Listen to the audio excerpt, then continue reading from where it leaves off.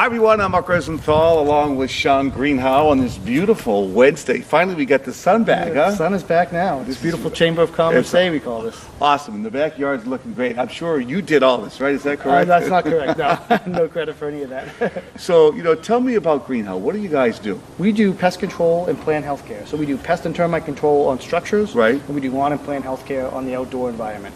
Okay, do you plant shrubbery? Do you do anything like that? We only do you plant apply. new lawns or anything No, like we that? don't. We only apply to finished materials. Okay. So for a structure, obviously we apply material for termiticide to control termites on a structure or ants on a structure or rodents.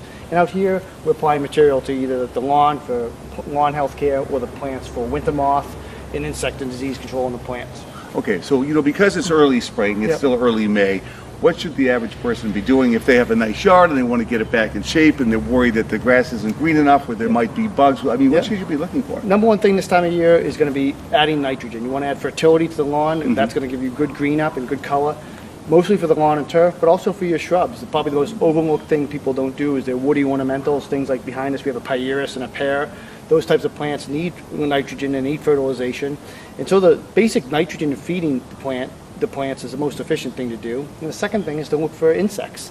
The outside environment, there's two types of insects that we deal with. We have the damaging insects, which is the winter moth and the grubs, which obviously damage and cause a pest that changes how that plant looks. Okay. And then for us, there's things like flying around us. So you have mosquitoes, or Obviously, ticks and all the things. time, right. Yep. So those are the annoying and disease-causing insects. And for those, the habitat for that is it's important to identify the habitat and treat the habitat. Like for example, when we treat for mosquitoes, we're focused on water sources. So we want to look for any place that water can rest in the size of a upside-down soda cap. That's anything bigger than that. So we want to look at gutters, look at overturned toys, things like that.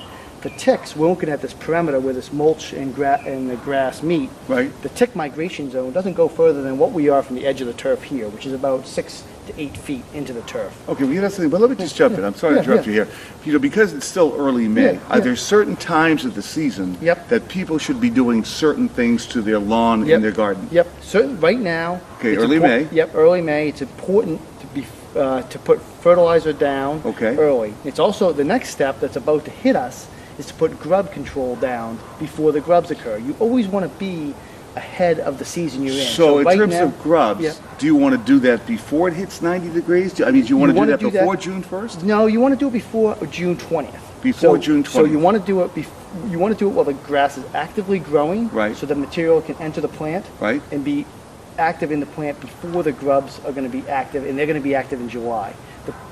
So getting right ahead of that's important. Okay. You do not want to be putting anything on your turf when temperature is above 85 degrees. Right. With insecticide, herbicide, whatever. The best thing to do in the summer, keep even your mower off it. Okay. If it's afternoon, don't go on the turf. All right. We call that benign neglect. Benign neglect. So benign neglect is always better than active harm. Okay. Well, listen. Let me ask you this: in terms of watering plants and lawns, when is the best time to do that? Is it better to do it in the morning and have the full sun, be able to dry it? No, you're exactly right. Your instincts are correct. Morning's the best time to water your turf and your ornamentals. You do want the sun to dry it. When people water at night, what they do is they promote disease. And disease on plants is fungus. Right. And the leaf you'll get leaf spot, you'll get fungal disease on turf.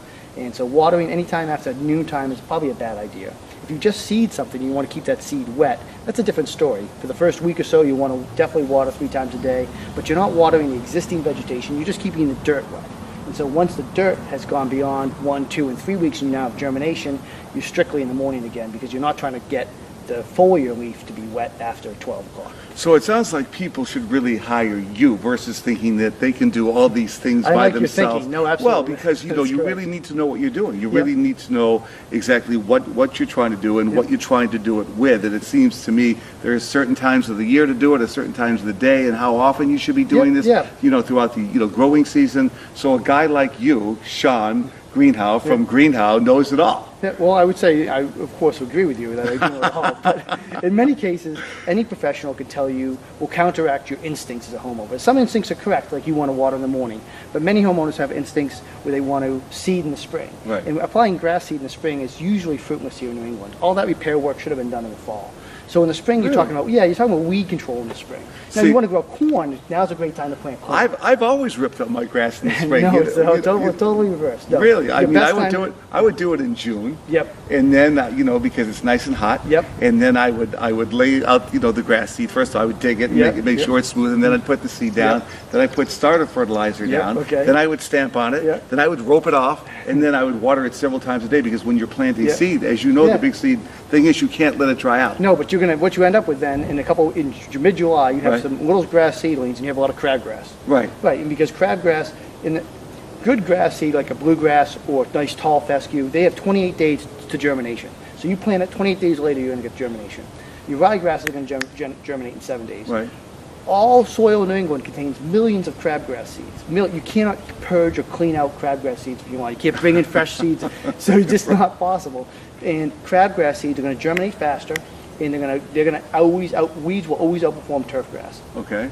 So when you do it, the best time to do it is August 15th to September 15th. Really? Just before true fall, Right. as you know, Yeah. September 21st. Because what you have then is 28 days of germination and growth that can happen in the fall, so you get a nice healthy lawn that's ready to harden off for winter. So in the spring, if you look at a curbside, where crabgrass in New England is very aggressive on curbsides, if you look at a curbside that's nice and green right now in May, it's because somebody did the right things last fall. Now, if you see one that's inundated with crab right now, Right. you inevitably see a homeowner out there trying to fix it. Right. They're going to be frustrated. They're So- going to see the seed failed, the fertilizer failed. It's not that. So what do you do now that it's spring? You go out in your backyard and you see you have crabgrass, but you also have a lot of good, healthy grass. Yeah. Can you kill the crabgrass without ruining the rest of your lawn? Right now, if they're seeing something they suspect is crabgrass, it's probably not crabgrass. It's too early for crab. So crab is just starting to germinate. So if they see something now, they're dealing with orchard grass, Right. which is it's a confused, but orchards are perennial.